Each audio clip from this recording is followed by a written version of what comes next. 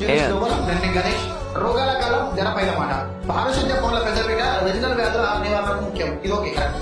ఇప్పుడు వచ్చేది వర్షాకాలం కాబట్టి రీజనల్ వ్యాధులు వస్తూ ఉంటాయి.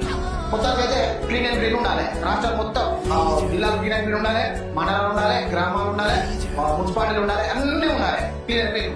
కానీ ఈ క్లీన్ అండ్ గ్రీన్ చేసే పారిశుద్ధ్య కార్మికులకు మాత్రం మీరు జీతాలు పెంచండి. వీళ్ళకి అదే 8,000, 6,000 రూపాయల జీతాలు ఇచ్చి వీళ్ళని కాలం కనుక్కుంటున్నారు.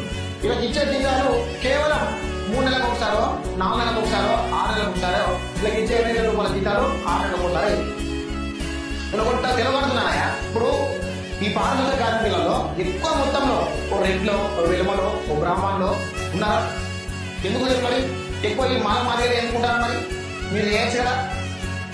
ఒక్కొక్కరికి ఇప్పుడు టీచర్లకు, ఎంపీడీఓలకు, ఎంఆర్ఓలకు, కలెక్టర్లకు, ఇప్పుడు పెద్ద పెద్ద ఆఫీసర్లకు లక్షలు జీతాలు ఇస్తాం. వాళ్ళ దాంట్లో నుంచి ఒక 10% జీతాలు కలిసి వీళ్ళకి జీతాలు బాగుపడతాయి. దేశంలో క్లీన్ అండ్ గ్రీన్ గా ఉంటుంది అంటే ఎవరో చేతి అయితలేదు. పారిశుద్ధ్య కార్మికుడు ఇంతనే క్లీన్ అండ్ గ్రీన్ ఉంటారు. సో అలాంటి పారిశుద్ధ్య కార్మికులను పర్మనెంట్ నౌకర్లు చేయండి. వీళ్ళకు పర్మనెంట్ జీతాలు ఇచ్చి పే స్కేల్ శాలరీ చేయండి.